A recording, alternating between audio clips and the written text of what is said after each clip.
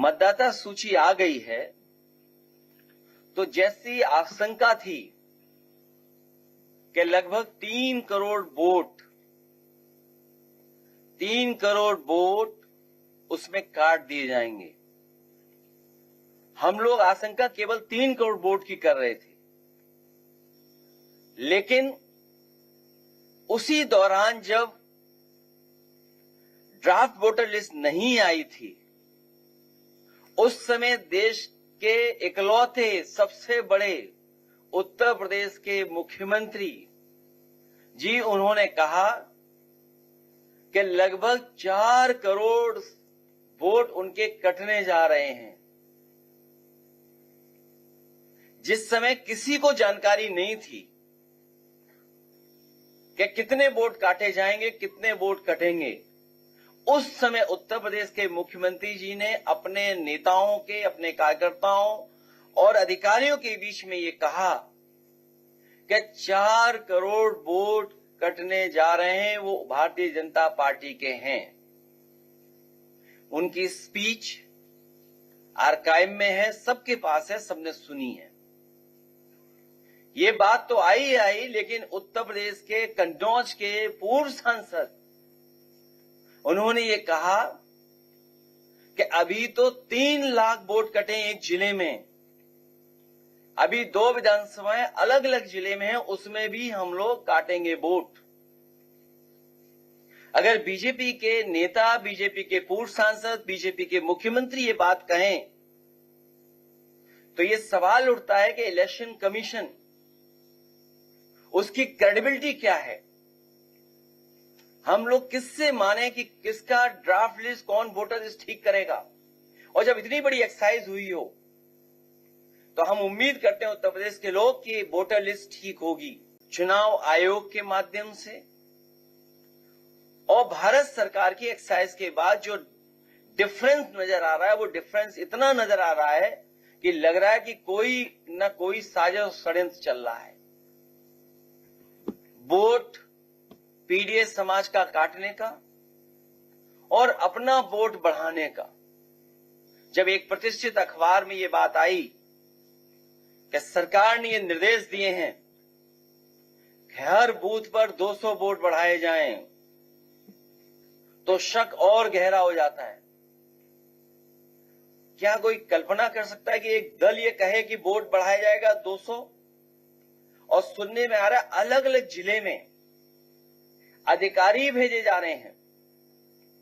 अगर अधिकारी भेजे जा रहे हैं तो उसकी सूची कहां है? बाई इलेक्शन हम लोगों ने देखा जहां पर कई बार प्रश्न लगे थे चुनाव आयोग पर। इसलिए हमें उम्मीद है इस बार कि जब इतनी बड़ी एक्सरसाइज हो रही है एसआईआर की, तो जो जेन्युइन वोटर है उसका वोट बनना चाहिए। और हमारा तो सुझाव यह है कि कोर्ट में तो चल रहा ही है मामला, लेकिन उत्तर प्रदेश में कम से कम आयोग ये डिफरेंस देखते हुए ये फैसला ले कि आधार से जोड़ दिया जाए वोटर, कि जो बीजेपी के आइडियोलॉजी से मैप करते हैं अपने आप को, जिनकी मैपिंग की गई है, कुछ अधिकारियों की मैपिंग की है कि अगर आइडियोलॉजिकली उनके साथ मैपिंग है तो उन्हीं को हियरिंग के ड्यूटी पर लगाया गया, जो डिस्ट्रिक्टों में भेजे जा रहे हैं। इसलिए जो पहले मांग की हम लोगों ने कि वो अधिकारी जो हियरिंग करने जा रहे हैं, जिनकी बीजेपी ऐप से मैपिंग की है, आइडियोलॉजिकल मैपिंग की है, आखिरकार वो अधिकारी कौन है? और हमने देखा है समय समय पर कि जब चुनाव होता है तो किन की पोस्टिंग की जाती है, किन को हटाया जाता है, जाति के आधार पर, धर्म के आधार पर भारतीय जनता पार्टी फैसला लेती है। इसलिए बीजेपी के ऐप से मैपिंग करके आइडियोलॉजिकली उनसे मैप कर रहा है जो अधिकारी, उसको निरीक्षण के लिए भेजा रहा है। बहुत सारी कमियां बहुत सारी जगह पर अखबारों के माध्यम से और हमारे कार्यकर्ता बता रहे हैं कि अभी भी वोटर लिस्ट में गलतियां हो रही हैं।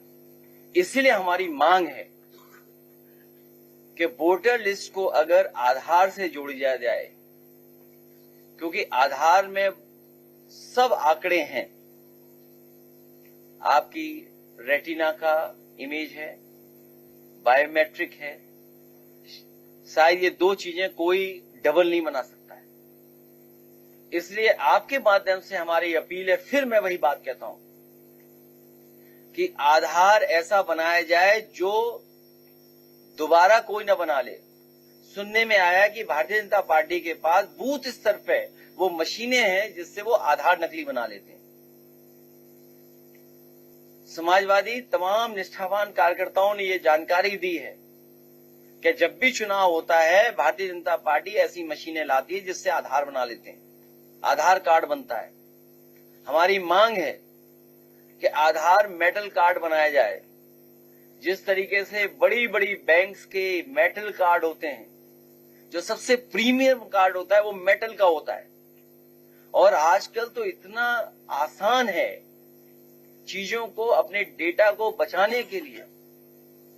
तो हमें उम्मीद है कि उत्तर प्रदेश में जो गोलमाल हो रहा है, जिस तरह की हेराफेरी की तैयारी है, जिस तरह की साजिश है, इसी को देखते हुए देश में एक बार फिर देश फैसला लेगा कि आधार से वोटर लिस्ट जोड़ दी जाए।